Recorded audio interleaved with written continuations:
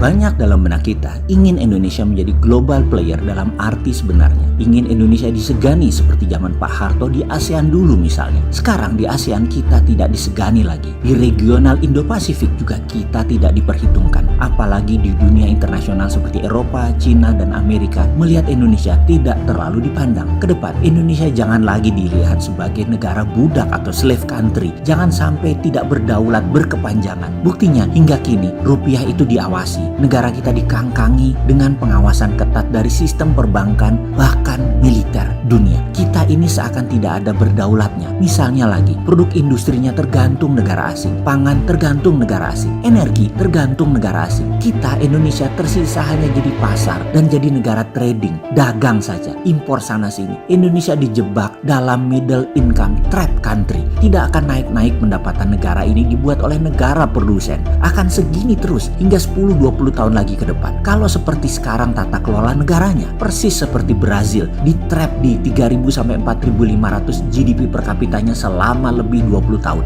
Dijebak hutang di mana-mana Brazil waktu itu. Siapa yang mentrap kita Indonesia ini? Siapa yang menjebak kita? Mengapa harus ditrap? Indonesia punya 270 juta populasi, punya sumber daya alam mineral, punya alam yang subur, pupuk vulkanik, matahari dan air, punya laut yang penuh berisi ikan. Sayangnya sekarang air lautnya tawar sehingga garam kita impor. Bayangkan kalau Indonesia GDP per kapitanya sama dengan Malaysia saja, sekitar 10 ribuan. Kekuatan keuangan kita adalah 3 triliun dolar, 3 kali lipat dari sekarang. Indonesia bisa bangun angkatan perang, bisa menjadi kekuatan yang menakutkan, dan itu tidak boleh. Kalau Singapura atau Monaco atau Hong Kong deh, mereka bisa diberikan GDP per kapita hingga 50 ribu dolar atau 15 kali dari Indonesia karena Singapura nggak bisa atau tidak mungkin bangun angkatan perang. Disinilah pentingnya pejabat Indonesia harus memahami geopolitik dunia. Indonesia harus tahu pemain dunia itu mau apa dengan Indonesia. Tak perlu bertanya langsung lah. Kayak kita nggak punya intelijen aja. Kita mau lihat contoh lagi. Cina misalnya. Cina tidak akan membuat Indonesia keluar dari GDP saat ini sekitar 3.900-an per kapitanya. Tambah 5 tahun lagi deh Cina di Indonesia secara gede-gedean. Nggak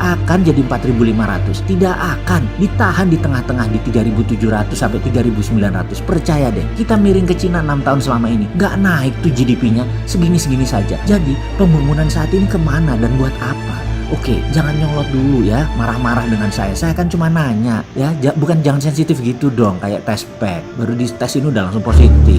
Sabar ya, tapi setiap hati insan Indonesia ada keinginan Indonesia untuk jadi negara besar. Lalu bagaimana untuk menjadi negara besar? Gampang, sangat gampang. Kita pahami dulu apa itu domination sebuah negara. Lalu kita pahami kita main di lapangan mana. Ini ada strateginya, ada pemahamannya dan ada ilmunya. Sebuah negara dikatakan mendominasi itu ada 5 syarat. 1, namanya military domination. VOC mengkolonialisasi Indonesia di awalnya dengan perdagangan, lalu membawa militer sebagai pengamanan. East India, penjajahan Inggris ke India, adalah misi dagang awalnya dan kemudian diikuti oleh military occupation. Jadi hampir tidak mungkin membangun ekonomi tanpa backup keamanan dan pertahanan. Di zaman modern misalnya, Irak, Libya, Korea Utara, Iran membangun pertahanan militer yang sangat kuat sehingga sulit negara ini ditaklukkan oleh Amerika. Walaupun akhirnya Irak dan Libya rata tanah sekarang, Iran sekarang lagi ditarget. Korut sudah tak banyak berkutik dengan sakitnya Kim Jong-un saat ini. Di belahan bumi lain, Cina menekan Nepal. Cina perang dengan India di Kashmir saat ini. India menekan Myanmar. Semua dengan militeri karena satu home soilnya mereka adalah dekat. Jadi bisa lewat darat. Penting Cina menjaga bordernya tadi. Secara kalkulasi, untuk urusan military domination, Amerika masih nomor 1 di dunia. Military industrial kompleknya masih menyumbang devisa negara 20% ke Amerika. Lalu nomor 2 adalah currency domination. Dolar Amerika menjadi tabungan devisa 165